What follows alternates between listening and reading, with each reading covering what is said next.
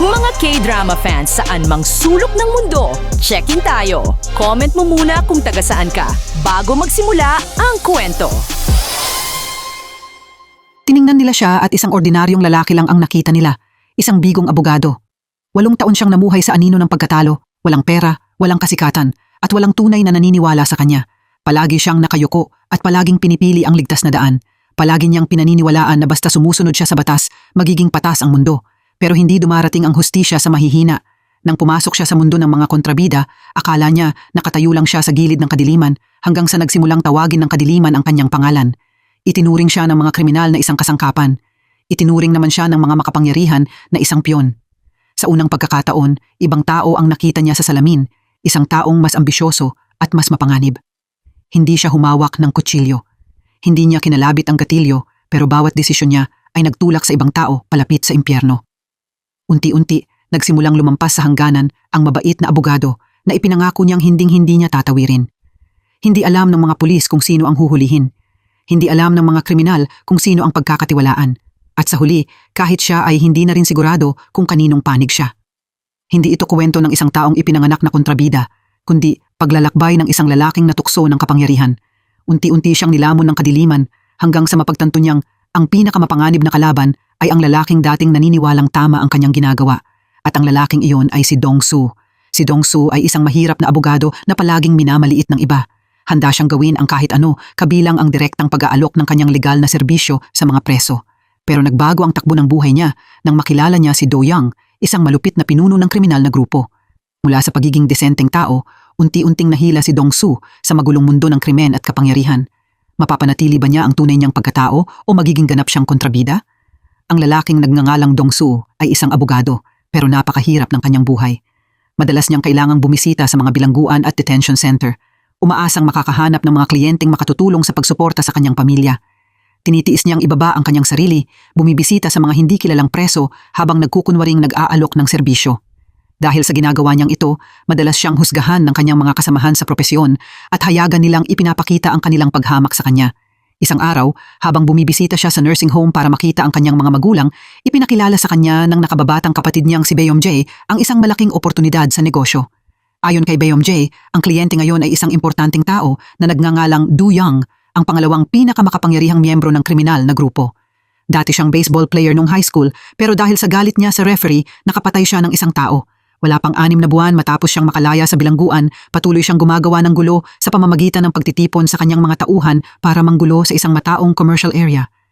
Nang marinig ang madilim na nakaraan nito, hindi maiwasang mag-alala ni Dong-soo. Hindi siya mapakali sa ideyang haharap siya sa ganitong kliyente. Bagamat marami na siyang nakaharap na maliliit na siga noon, ito ang unang pagkakataong makakaharap siya ng isang tunay na crime boss. Kinabukasan ng umaga, pumunta si Dong-soo sa bilangguan at balak niyang magmukhang matapang para lumakas ang kanyang loob. Pero nang lumitaw si Do-young, agad siyang nanghina dahil sa nakakatakot nitong presensya. Pakiramdam niya ay hindi niya kayang takutin ang kausap. Magalang na tinanong ni Dong-soo ang tungkol sa mga kailangan sa trabaho, pero walang galang at mapanuyang pakikitungo ang natanggap niya mula kay Do-young. Kinutya ni Do-young ang mababang kalagayan ni Dong-soo at tinawag siyang abogadong nabubuhay sa pagmamakaawa sa mga kliyente.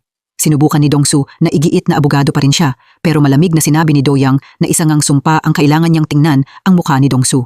Labis na hindi naging komportable si Dong-soo sa mga salitang iyon. Nang umalis siya sa bilangguan at balak nang umuwi para magpahinga, pinigilan siya ng isang gwardya. Iniabot ng gwardya kay Dong-soo ang isang misteryosong itim na bag na ipinadala ng ibang tao.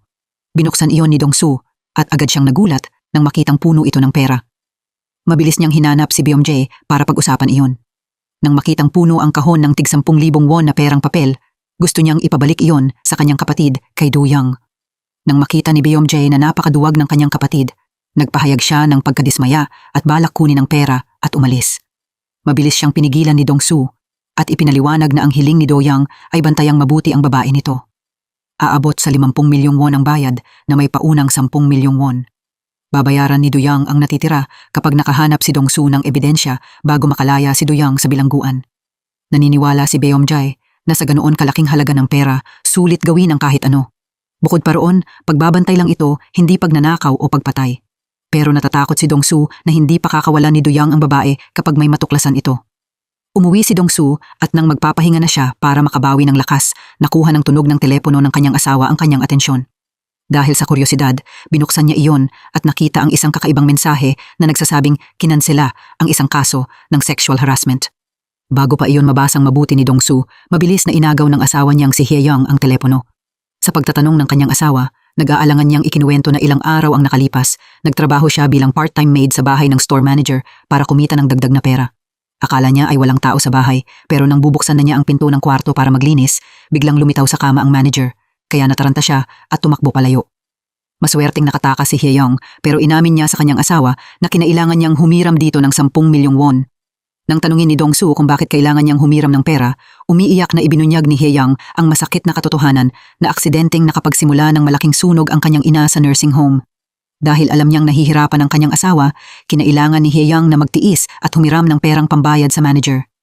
Kinabukasan, hinarap ni Dongsu ang manager para pag-usapan ng muntik na pang-aabuso sa kanyang asawa. Pero hindi lang pinunit ng lalaki ang business card ni Dongsu, ininsulto rin nito si Dongsu at ang kanyang asawa bilang mga extortionist. Nilunok ni Dongsu ang kanyang galit. Balak na sana niyang magmaneho palayo pero biglang umalingaw-ngaw sa kanyang isip ang mapanuksong sinabi ni Do-young sa bilangguan tungkol sa pagiging duwag habang buhay. Nagpasya siyang bumalik at ibinagsak ang lahat ng paunang bayad ni Do-young sa mesa ng manager para mabayaran ang utang. Nang paalis na si Dongsu, patuloy pa rin siyang kinutya ng manager. Dahil hindi na makayanan, naghanda si Dongsu na atakihin ito. Hinamon pa ni Dongsu ang lalaki na tumawag ng pulis o magsampa ng kaso kung gusto nito. Sa sandaling iyon, tuluyan ng pinakawalan ni Dongsu ang tunay niyang sarili.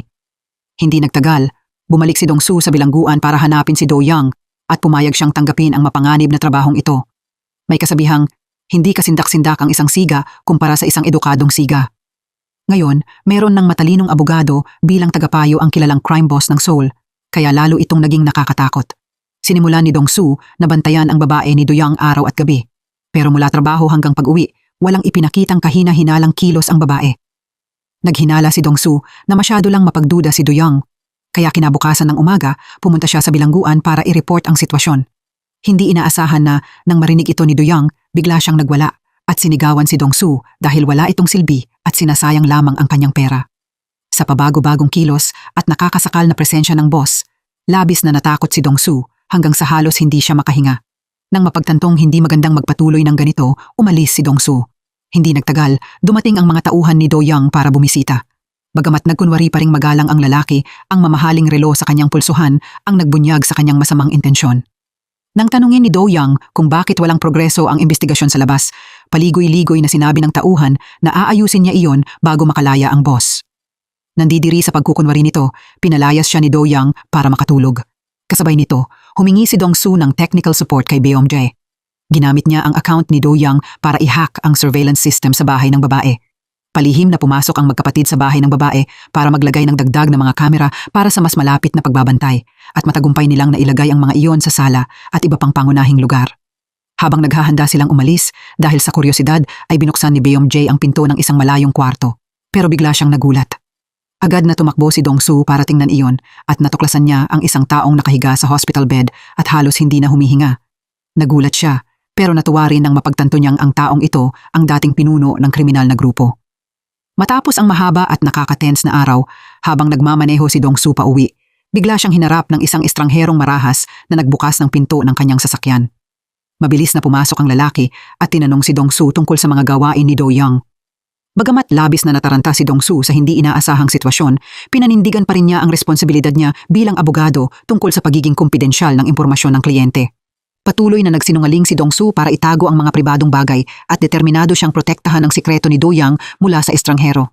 Matapos ang ilang sandaling pagtatanong ng walang nakuhang impormasyon mula kay Dongsu, napilitan ding umalis ang lalaki pero puno pa rin ng hinala. Sa kalagitnaan ng gabi, nagmamadaling hinanap ni Beomjae si Dongsu para i-report ang isang importanteng balita. Biglang kailangang umuwi ni Jae at wala siyang driver. Dahil naghinalang may lihim na pakikipagkita ang babae sa isang tao, agad na pumayag si Dongsu na ihatid siya. Matapos niyang ligtas na maihatid si Jae sa bahay, nagdahilan siyang may kailangang asikasuhin agad sa banyo para maisagawa niya ang sarili niyang plano. Sinamantala niya ang pagkakataon, palihim siyang pumasok sa kwarto ng babae at mabilis na naglagay ng hidden camera. Kinabukasan, habang naghahanda si Dongsu na makipagkita kay Do-young, nakatanggap siya ng babala mula sa isang kaibigan. Lumabas na nagsimula ng kumilos ang kriminal na grupo. Tahimik at masusi nilang iniimbestigahan si Dongsu. Napagtanto ni Dongsu na napansin na siya ng mga ito. Napilitan siyang sumuot sa mataong palengke ng gulay para matakasan ang taong sumusunod sa kanya, saka dumaan sa likod na pinto para sumakay sa ibang sasakyan papunta sa bilangguan. Doon, iniabot niya kay Doyang ang isang USB at laptop, saka nagmamadaling umalis. Ang laman ng laptop ay mahalagang ebidensya na nagtaksil sa kanya ang kanyang kalaguyo at pinagkakatiwalaang tauhan. Dahil natatakot na maghiganti si Doyang kapag nakalaya ito, kumuha pa ang taksil na tauhan ng isang hitman para palihim na makapasok sa bilangguan at patahimikin si Doyang. Sumugod ang baliw na hitman na balak patayin agad si Doyang. Samantala, gustong sirain ni Dong Su ang surveillance camera.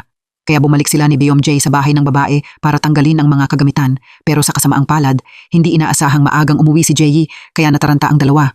Kailangan nilang palihim na umalis at magtago sa kwarto habang nagtatago sila sa silid kung saan dating nakahiga ang crime boss. Biglang pumasok ang isang kakaibang lalaki.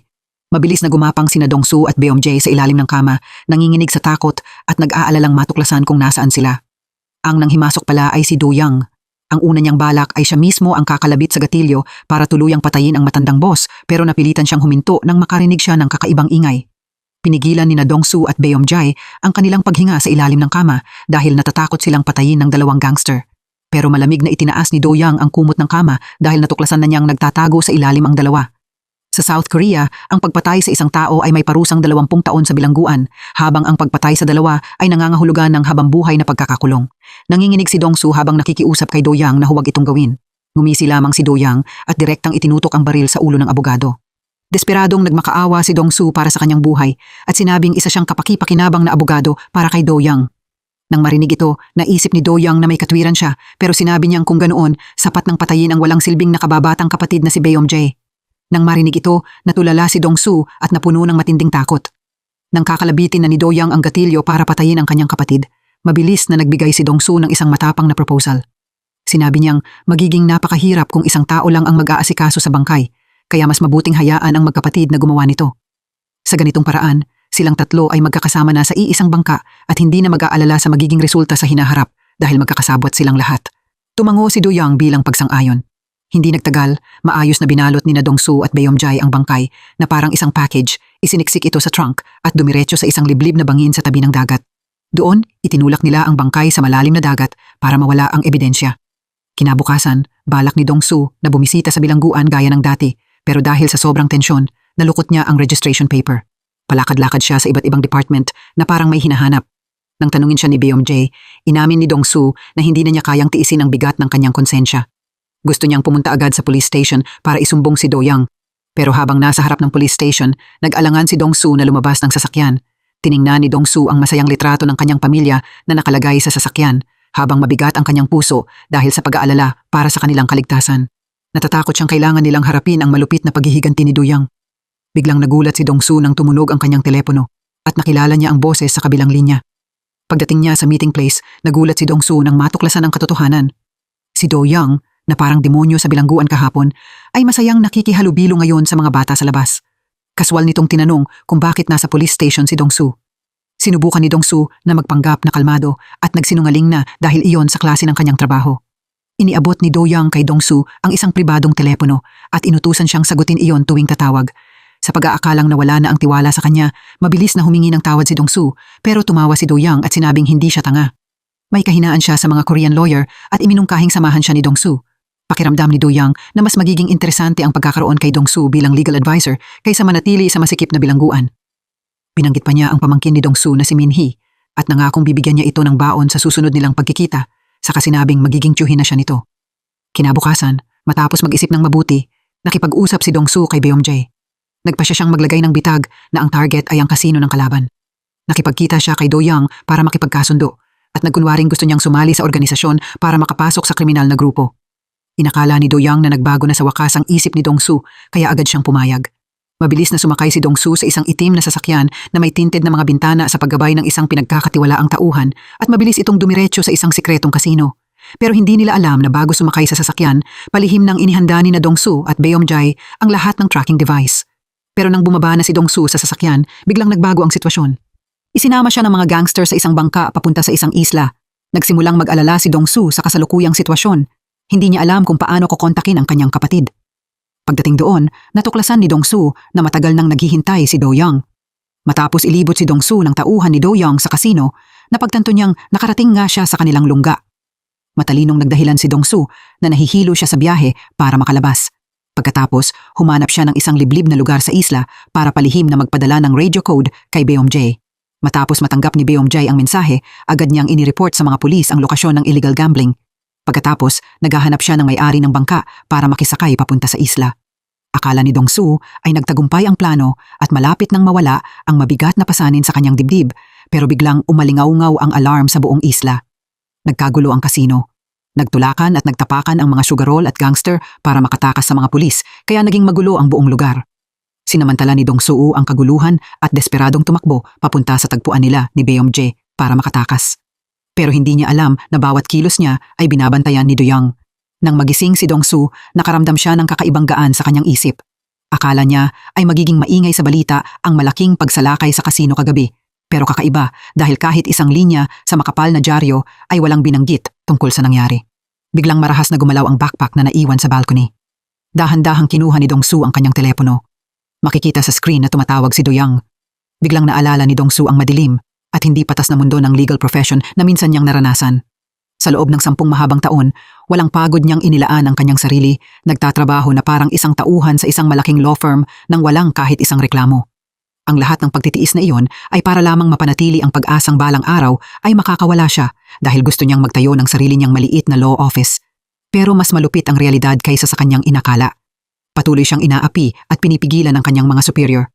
Kahit mapagpakumbaba siyang nakiusap sa mga namumuno na bigyan siya ng pagkakataon, malamig siyang tinanggihan ng makapangyarihang lalaki at sinabing wala siyang kontrol sa desisyon ng Bar Association. Lumabas ang katotohanan kinabukasan nang siya mismo ang direktang gumawa ng desisyon at walang awang sinira ang magiging career ni Dongsu. Habang umiinom si Dongsu para lunurin ang kanyang kalungkutan kasama ang kaibigang si Seongyo, bigla niyang naalala ang kwentong ito. Nakaramdam din ng galit ang kanyang kaibigan dahil sa sinapit ni Dongsu. Pero hindi doon natapos ang mga problema dahil naharap si Dongsu sa isang mas mahalagang issue na may kinalaman sa dangal ng kanyang pamilya.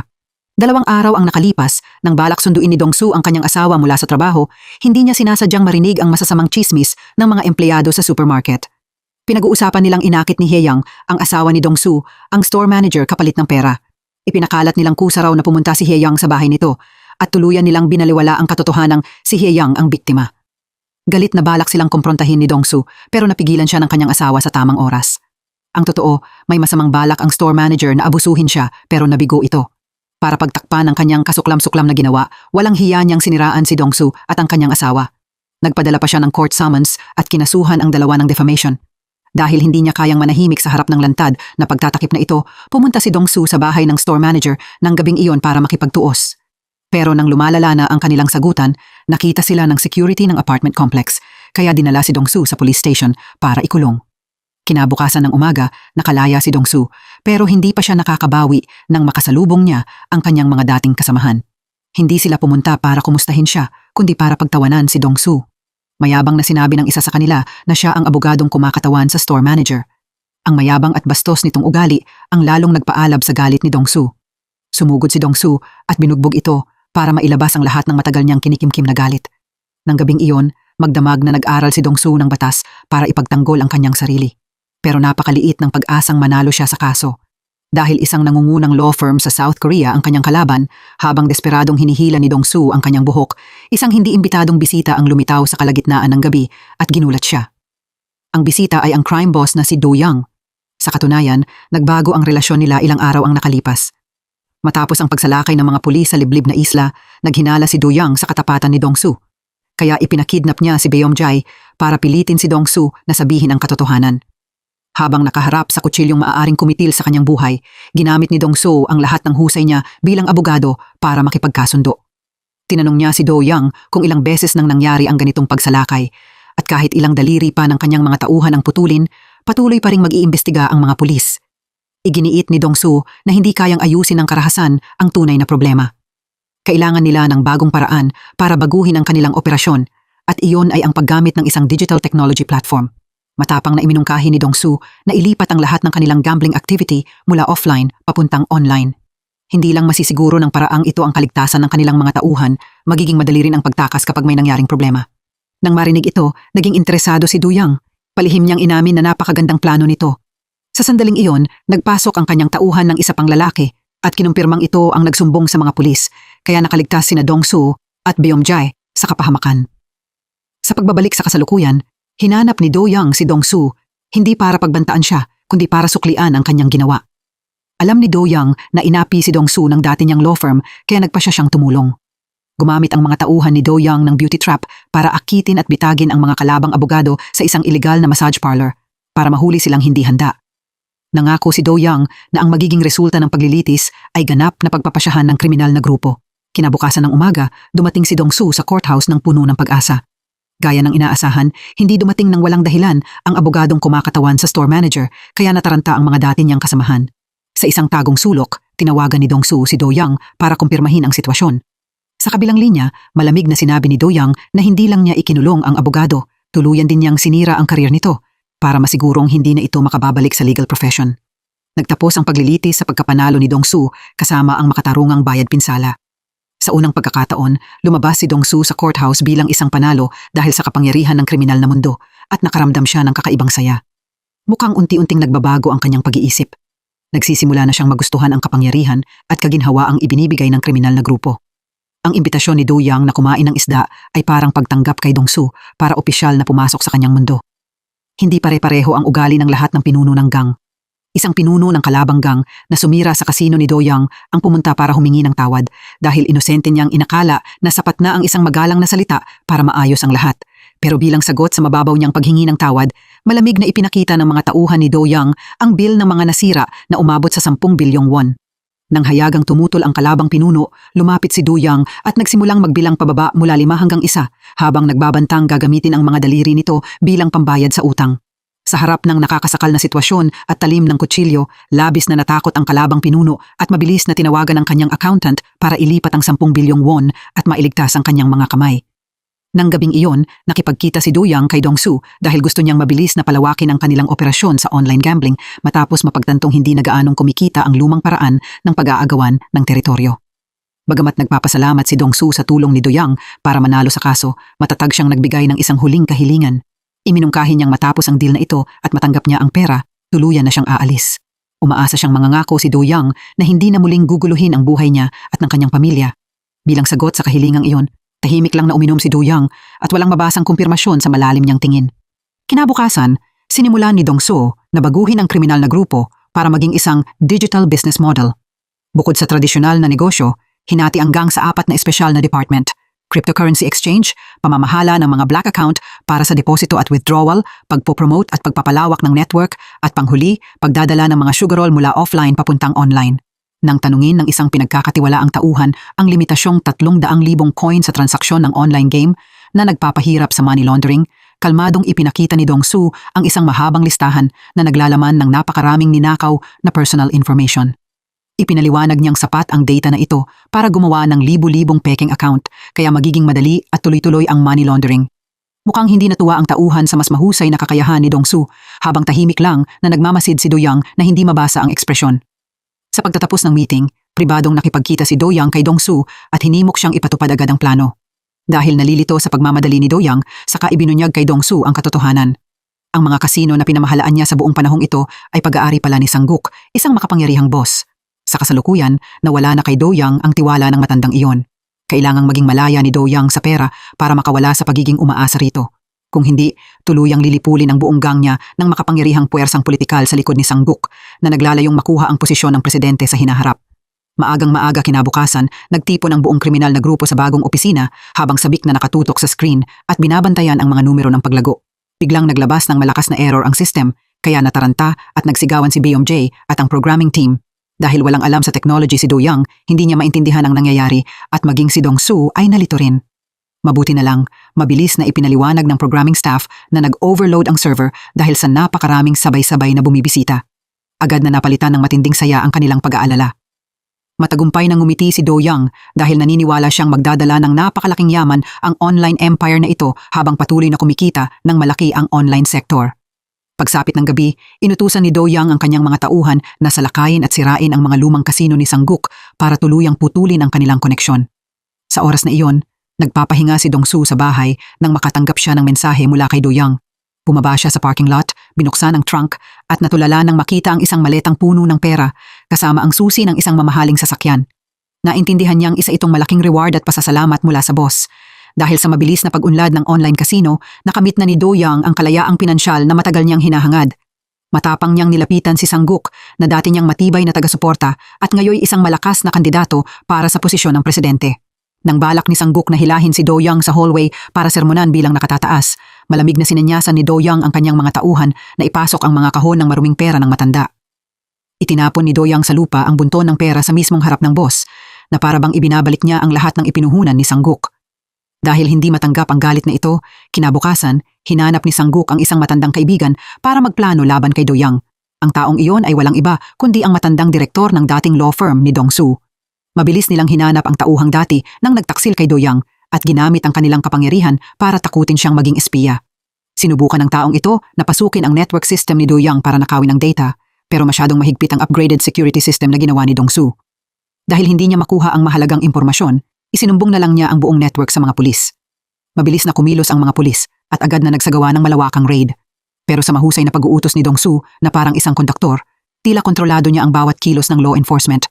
Bagamat may pag-aalala si Do Young tungkol sa posibilidad na mabunyag sila, na-activate na ni Beomjae ang mabilis na proseso ng pagbura ng mga bakas gamit ang hiwalay na server system.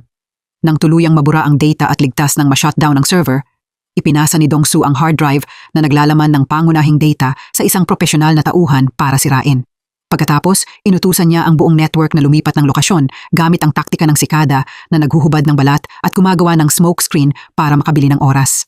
Dahil dito, isang bakanteng kasino lang ang natagpuan ng mga pulis na walang tao o anumang ebidensya. Maayos na natapos ang operasyon ng online casino. Kinabukasan, hinanap ni Do Young si Dong-soo para ipakita ang kanyang pasasalamat. Dahil alam niyang walang halaga ang mga salita lang, inutusan niya ang kanyang mga tauhan na magpasok ng isang mabigat na itim na kahon.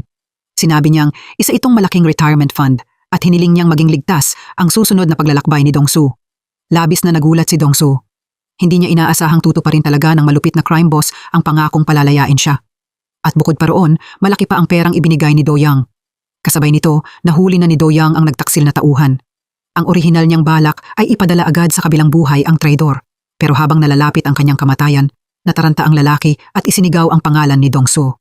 Ibinunyag niyang naghanda na ng malalakas na tauhan ang mga puwersa ni Sang-guk at Yong-chan para patayin sina Do Young at Dong-soo. Nang gabing iyon, matapos makumpleto ang mga proseso para sa immigration, inisip ni Dong-soo na bukas ay tuluyan na niyang iiwan ang mundong ito na puno ng panlilinlang. Pero habang pauwi, napansin niyang may sumusunod sa kanya at nagtatago sa isang maliit na eskinita para tambangan siya. Napagtanto niyang mga tauhan iyon ni Do Young. Lumabas silang hindi para patahimikin siya, kundi para balaan si Dong-soo na pinupuntirya ni Sang-guk at Yong-chan ang kanyang buhay. Sinasabi ng kutob ni Dong-soo na may masamang mangyayari sa mga mahal niya sa buhay. Mabilis siyang pumunta sa nursing home para bisitahin ang kanyang ina, pero huli na ang lahat. Sinunog na ng isang arsonist ang gusali. Pagdating ni Dong-soo, naisakay na sa ambulansya ang kanyang ina at nasa kritikal na kondisyon dahil sa sobrang dami ng nalanghap nitong nakalalasong usok. Habang hirap sa paghinga, sinubukan pa rin nitong payuhan ang anak na mamuhay ng maayos at umaasang magiging mayaman at masaya ang kanyang buhay. Pagkatapos, sa mismong tabi ni Dong-soo, nalagutan siya ng hininga at tuluyan ng pumikit ang kanyang mga mata. Sa sandaling iyon, natulala si Dong-soo. Ang sakit na pumupunit sa kanyang puso ay napalitan ng nakakatakot na katahimikan. Naganap ang libing ng kanyang ina sa isang malungkot na paligid. Tarantang sinabi ng kanyang asawa na may kakaibang nangyayari sa labas. Paglabas ni Dong-soo, natulala siya nang makitang puno ng magagarang bulaklak ang lugar ng burol, isang pakikiramay mula kay Do Young na puno ng mensahe at kapangyarihan. Kinabukasan, pinigilan ni Dong-soo ang kanyang kalungkutan at ginawa itong galit sa hinanap ang dati niyang boss na si Yong-chan para singilin sa utang na dugo. Sumugod siya at balak sakali ng taong hindi direktang naging dahilan ng pagkamatay ng kanyang ina. Pero ang biglang pagtunog ng kampanilya ng bisikleta ang nagpabalik sa kanyang katinuan. Binitiwan ni Dong-soo ang kanyang pagkakasakal at iniligtas ang buhay ng lalaki dahil magiging napakadali ng kamatayan sa sandaling iyon. Hindi nagtagal, hinanap ni Dong-soo si Do Young. Malamig niyang tinanong kung valid pa rin ang dati nitong proposal para magtulungan. Sinabi niyang dapat pabagsakin ni Do Young si Sang-guk habang siya mismo ang sisira kay Yong-chan. Sa pagkakataong ito, tinanggal ni Dong-soo ang kanyang salamin at ang malamig niyang tingin ay nagdeklara ng digmaan laban sa kriminal na mundo. Nagpasya siyang kung ipinakita na ng mga kalaban ang malupit nilang pagkatao, pagbabayarin niya sila ng doble sa sakit na idinulot nila. Nang gabing iyon, tinanong ni Dong-soo si Do Young tungkol sa relasyon ng dalawang utak sa likod ng lahat. Ipinaliwanag ni Do Young na ang relasyon ni Sang-guk at Yong-chan ay nakadepende sa isa't isa, katulad ng relasyon nilang dalawa. Si Sang-guk ang nagpaplano ng malalaking bagay, habang si Yong-chan ang gumagawa ng maruruming trabaho. Matapos maintindihan ng kalaban, agad na ipinadala ni Do Yang ang kanyang mga tauhan ng gabing iyon, ninakawan ang smuggling warehouse ni Yong Chan, saka nagkunwaring mga empleyado ng transportation company at itinapon ang lahat ng kontrabando sa mismong harap ng law office ni Sang-guk. Mabilis na isinara ng mga pulis ang buong lugar at umingay ang balita tungkol sa iskandalong kinasasangkutan ng kandidatong presidente na si Sang-guk. Napilitan si Yong Chan na humarap at saluhin ang matinding galit ng publiko. Ipinahayag niyang may nag-frame sa kanya, saka siya umalis. Sa sandaling iyon, pinangunahan ni Dong-su ang isang grupo ng mga tao papunta sa police station para umamin tungkol sa sunog sa nursing home. Sinabi ng mga tauhang ito na sinunog nila ang lugar sa utos ni Yong Chan. Agad na inaresto si Yong Chan para imbestigahan. Sa interrogation room, hinarap ni Dong-su ang dati niyang boss na si Yong Chan na nanatiling walang pakialam hanggang sa ilabas ni Dong-su ang mahalagang ebidensya. Malamig niyang ipinaliwanag na maliit na krimen lang ang smuggling, pero ang utak sa likod ng pagsunog at pagpatay ay siguradong haharap sa habambuhay na pagkakakulong. Nang makitang nagsisimula ng manginig sa takot si Yong Chan, nagkunwari si Dong-su na binibigyan siya ng paraan para makaligtas. Kapag ibinunyag niyang si Sang-guk ang nag-utos, maaaring magkaroon siya ng pagkakataong mapababa ang kanyang sentensya. Matapos magtanim ng pagdududa, iniwan ni Dong-su si Yong Chan na lubos na nalilito. Nang gabing iyon, nagpatuloy sa pag-uusap sina Dong-su at Do Yang. Gusto ni Do Yang na samantalahin ang pagkakataong ito para agawin ang transportation company ni Yong Chan at napagtanto niyang maayos na umuusad ang planong pag-awayin ang dalawang matanda. Pero may dumating na hindi inaasahang balita. Biglang nagkasakit ng malubha si Yong Chan at kinailangang dalhin sa ospital. Pansamantalang naantala ang pag-aresto sa kanya pero ayaw bigyan ni Dong-su ng pagkakataong makapagpahinga ang kalaban kaya matapang siyang pumasok sa hospital room na parang isang hindi imbitadong bisita. Dumiretso agad si Dong-su sa punto at tinanong kung gaano kalaki ang tiwala ni Yong Chan kay Sang-guk. Mapanuyan niyang sinabi na gaano man siya katapat, isa lamang siyang kasangkapan sa paningin ni Sang-guk. Nagtanim si Dong-su ng isang masakit na katotohanan sa isip ng lalaking nakahiga sa hospital bed. Maaaring nanumpa si Sang-guk na hindi siya pagtataksilan pero hindi nito kailanman ipinangakong ililigtas si Yong Chan mula sa bilangguan. Pinag-isipan ni Yong Chan ang mga sinabi ni Dong-su. Sinamantala ni Dong-su ang pagkakataon at inilabas ang isang litrato ng kanang kamay ni Yong Chan na kasama si Sang-guk pati ang isang makapal na kumpol ng ebidensya tungkol sa smuggling at planong ibenta ang mga ari-arian para nakawin ng pera. Malamig na hinulaan ni Dong-su na siguradong gagawa ng paraan si Sang-guk para patahimikin si Yong Chan at pigilang lumabas ang katotohanan. Iniwan si Yong Chan na tulala, saka tumalikod si Dong-su para lumabas ng hospital room. Nang makarating siya sa pinto ng elevator, hindi inaasahang nakasalubong ni Dong-su ang isang pamilyar na mukha, ang pinagkakatiwalaang tauhan ni Sang-guk. Agresibo itong sumugod papasok sa hospital room ni Yong Chan. Nakita ng tauhan ang litrato ng ebidensya sa kamay ni Yong Chan at agad niya itong sinubukang agawin. Sa sandaling iyon, sumugod si Dong-su para pigilan siya pero hindi kayang pantayan ng mahina niyang katawan ang malaking tauhan. Sa sitwasyong nakasalalay ang buhay at kamatayan, dumating si Do Yang sa tamang oras at mabilis na pinabagsak ang bodyguard. Balak tawagan ni Sang-guk ang kanyang tauhan para alamin ang progreso ng pag-aasikaso kay Yong Chan. Pero hindi inaasahang mula sa trunk ng kanyang sasakyan, tumunog ang telepono. Nang buksan niya iyon, matagal nang patay ang tauhan. Kinabukasan ng umaga, nagsagawa si Yong Chan ng isang nakakagulat na press conference. Hayagan niyang inilabas ang recording ni Sang-guk na nag-uutos sa kanyang sunugin ang nursing home para sirain ang ebidensya. Mula sa malayo, kontentong pinanood ni Do Yang ang magulong eksena. Malalim niyang naintindihan ang kasabihang, kapag malapit ka sa trono, malapit ka rin sa panganib. Kahit isa siyang kilalang crime boss, kapag nagtanim ng masamang balak ang isang political partner, maaaring dumating ang kamatayan anumang oras. Kasabay ng sunod-sunod na paratang, nagsagawa rin si Dong-su ng press conference para ilantad sa publiko ang mapagkunwaring mukha ni Sang-guk. Agad na hinalughog ng mabuti ang law office ni Sang-guk at binaliktad ang lahat ng records. Mula sa pagiging taong nasa pinakamataas na antas ng kasikatan, ngayon ay parang bugbog na aso si Sang-guk na lubos na napahiya. Kabaligtaran ng pagbagsak ng kanyang kalaban, tinatamasa ni Dong-su ang pinakamagagandang araw ng kanyang buhay. Hindi na siya ang mahirap at hinahamak na abogado. Umangat siya at naging isang kilalang tao. Malaya siyang pumili ng mamahaling alahas para sa kanyang asawa bilang pamamaalam sa mahirap niyang nakaraan. Kinabukasan, sa isang meeting ng mga respetadong abogado, kusang lumapit kay Dong-su ang isang representative mula sa pangalawang pinakamalaking law firm sa bansa. Magalang nitong iniabot kay Dong-su ang isang business card at pinayuhan siya ng kanyang kaibigan na pag-isipang magbukas ng sarili niyang law office dahil sapat na ngayon ang kanyang reputasyon at kakayahan. Habang pauwi, masayang-masaya si Dong-su dahil sa pakiramdam ng tagumpay. Nalampasan na niya ang lahat ng taong minsang minamaliit siya. Pero nang pumasok siya sa opisina ng gang, natulala si Dong-su nang makitang nakatutok ang lahat ng staff sa kanilang mga computer at hayagang pinapatakbo ang gambling network. Galit niyang hinanap si Do Young at nagreklamong napakadelikado ng paggawa sa internet cafe bilang kasino na para bang kusa nilang pinipirmahan ang sarili nilang kamatayan. Hindi nagpakita ng galit si Do Young. Tumangulang siya para palampasin iyon sa kapalihim na hinimok si Dong-su na umalis. Sa pag-aakalang nirerespeto siya, kontentong umalis si Dong-su nang hindi alam na nagsisimula nang tumubo ang binhi ng pagdududa sa puso ng boss. Noong nakakulong pa si Yong-chan, binalaan na niya si Do Young sa pamamagitan ng isang tusong sinabi. Ipinaalala niya sa crime boss na mag-ingat kay Dong-su dahil siguradong hindi ganoon kasimple ang abogadong ito gaya ng ipinapakita niya. Mariing sinabi ni Yong-chan na darating ang panahon na si Do Young naman ang pagtataksilan ng pinakapinagkakatiwalaan niyang tauhan. Ang babalang ito ang nagtanim ng pagdududa sa puso ni Do Young, kaya nagsimula siyang palihim na mag-ingat kay Dong-su. Kasabay nito, sinuhulan ng anak ni Sang-guk ang mga pulis para muling buksan ang kaso ng nawawalang kalaguyo at tauhan ni Do Young sa layuning linisin ang pangalan ng kanyang ama. Nang dumating ang mga pulis para mag-imbestiga at balak takutin si Do Young, hindi inaasahang lumitaw si Dong-su bilang kanyang representative lawyer. Dahil sa pagdating ni Dong-su, biglang nagbago ang ekspresyon ng police officer at napilitan itong umatras. Sinamantala ni Dong-su ang pagkakataon para balaan si Do Young na alisin agad ang mga bangkay ng mga biktima. Pero hindi siya pinansin ni Do Young at kaswal lang na nagpatuloy sa pag-inom kaya nagalit si Dong-su. Bagamat agad niyang hininaan ang boses para humingi ng tawad, nanatili pa rin ang mapagkalkulang ekspresyon ni Do Young. Nang gabing iyon, palihim na nakipagkita si Do Young kay Sang-guk, ang sinumpaang kalaban ni Dong-su. Nagbigay si Sang-guk ng isang nakakatuksong proposal. Kapag nagtulungan silang dalawa, hindi lang nila makokontrol ang mundo ng politika, makatatayo rin sila sa ibabaw ng batas. Nang tanungin ni Do Young kung ano ang magiging kapalaran ni Dong-su, ngumisi lamang ang matandang tusong si Sang-guk na puno ng nakatagong kahulugan. Sa katahimikan ng gabi, muling hinanap ni Dong-su si Do Young at nagmamadaling hinimok siyang alisin agad ang banta ni Sang-guk. Nang tanungin ni Do Young kung mayroon siyang ideya, walang pag-aalangang nagmungkahi si Dong-su ng isang malamig at malupit na solusyon. Patayin lang si Sang-guk at tapos na ang problema.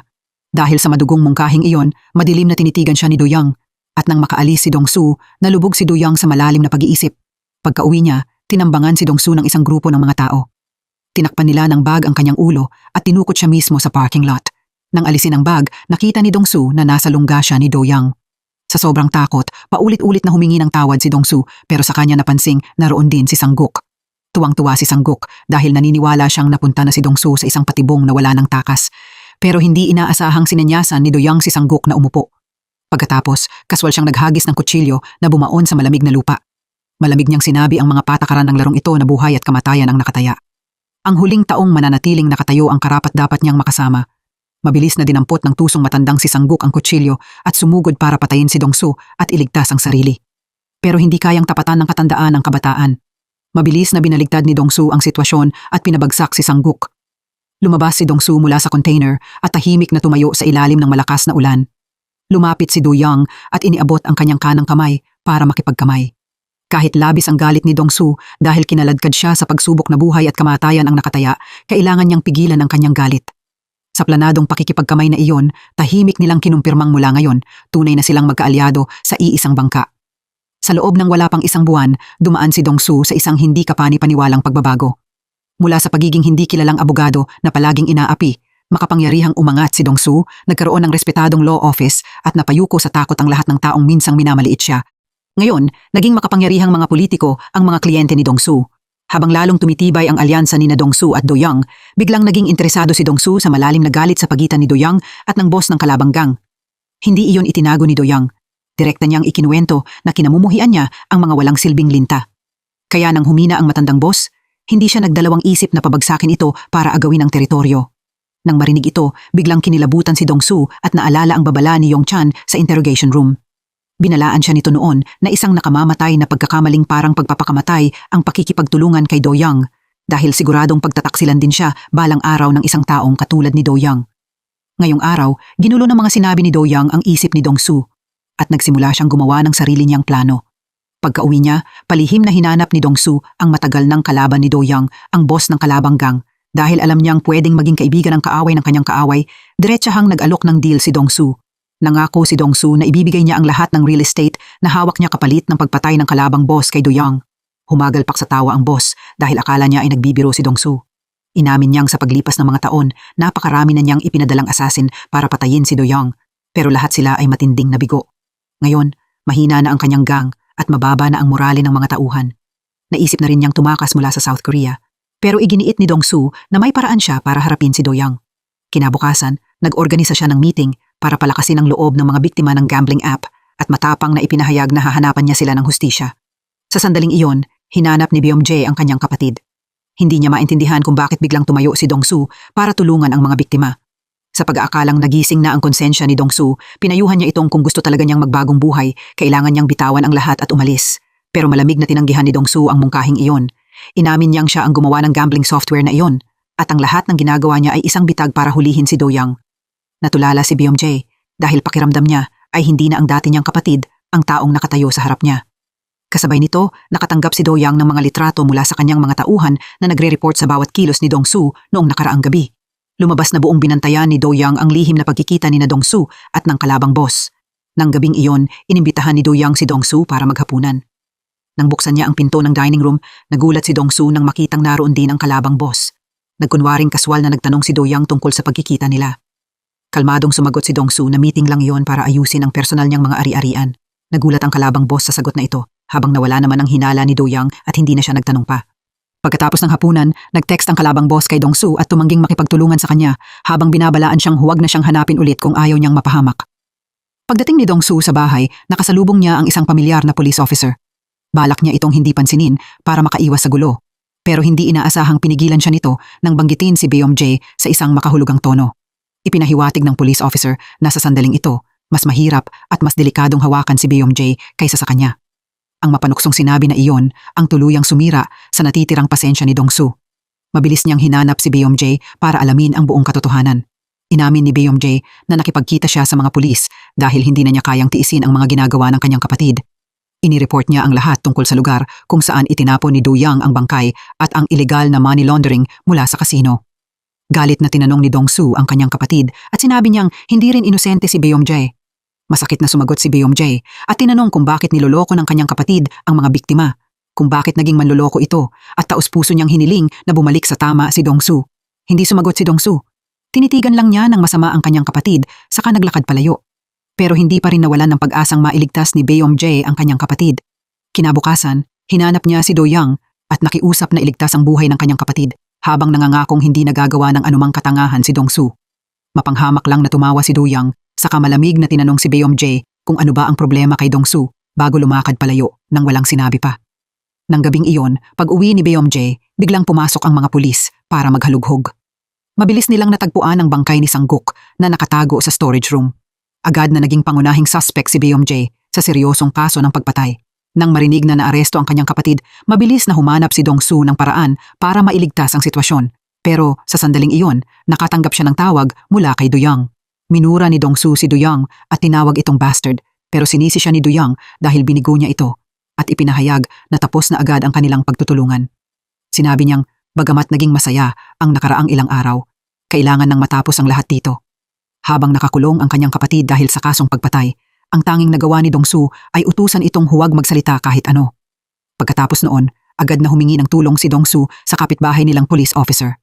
Isinisi ni Dongsu ang lahat kay Do-young pero iginiit ng police officer na kailangan ng matibay na ebidensya para maaresto ito. Dahil wala ng ibang paraan, ibinunyag ni Dongsu ang nakakagulat na sikreto. Ang mga bangkay ng kalaguyo at nawawalang tauhan mula ilang taon na ang nakalipas ay nasa ilalim ng lawa sa villa ni Do-young. Nagulat ang police officer sa impormasyong ito at pumayag siyang makipagtulungan kay Dongsu. Ayon sa plano, i-disable ni Dongsu ang security system ng villa para makasisid ang police officer sa lawa at mahanap ang mga bangkay. Samantala, inutusan ni Do-young ang kanyang mga tauhan na lipulin ang kalabang gang. Pero pagdating nila, isang bakanting base ang kanilang natagpuan. Nang subukang tawagan ng isang tauhan si Do-young para i-report ang sitwasyon, bigla silang tinambangan at binugbog ng kalabang boss at ng kanyang mga tauhan. Kinutya niya ang mga tauhan ni Do-young dahil pinili nila ang maling panig at nagdusa dahil dito. Sa bahay, nang mapansing walang nagre-report pabalik sa kanyang mga tauhan, tumawag si Do-young para magtanong, pero natuklasan niyang tuluyan nang nalipol ang kanyang grupo. Malabo niyang napagtanto na papalapit na ang kapahamakan. Naramdaman ni Do-young na masama ang sitwasyon kaysa sa mabuti, kaya mabilis siyang nagtago sa katabing kwarto. Sa sandaling iyon, isang grupo ng mga assassin na nakasuot ng itim ang pumasok para hulihin si Do-young. Pero dahil sa instincts ng isang batikang gangster, nahulaan na ni Do-young ang kanilang mga kilos at siya ang unang umatake. Sa labas malapit sa lawa, abala ang kapitbahay na police officer sa pangangalap ng ebidensya nang bigla siyang makarinig ng sigaw mula sa loob ng bahay. Mabilis siyang pumasok at natulala sa madugong eksenang nakita niya. Pinatay ni Do Yang ang mga nanghimasok. Ang una niyang balak ay arestuhin si Do Yang dahil sa pagtatago ng bangkay, pero ngayon ay nahuli niya itong aktuwal na pumapatay. Habang nakatutok sa kanya ang baril ng police officer, nag-alangan sandali si Do Yang, saka mapanuyang tinanong kung kumakampi ba ang officer kay Dong Su. Habang panandali ang nalito ang police officer sa tanong na iyon, biglang sumugod mula sa likod ang natitirang assassin na nakasuot ng itim. Bagamat ginamit ng police officer ang huli niyang lakas para pabagsakin ang attacker, bumagsak din siya at isinakripisyo ang kanyang buhay dahil sa matinding sugat. Dahil alam niyang hindi siya pwedeng manatili roon, mabilis na binalutan ni Do Yang ang kanyang mga sugat at tumakas sa dilim ng gabi. Sa kabaligtaran ng sitwasyon, habang bumabagsak si Do Yang mula sa tuktok ng kapangyarihan papunta sa matinding kawalan at nawawala ang lahat ng impluensya at posisyon niya, umakyat naman si Dong Su sa maliwanag na entablado. Lumabas na palihim na nakipagsabuatan si Dong Su sa isang congressman, kaya maging ang police chief ay napilitang respetuhin siya ng kaunti.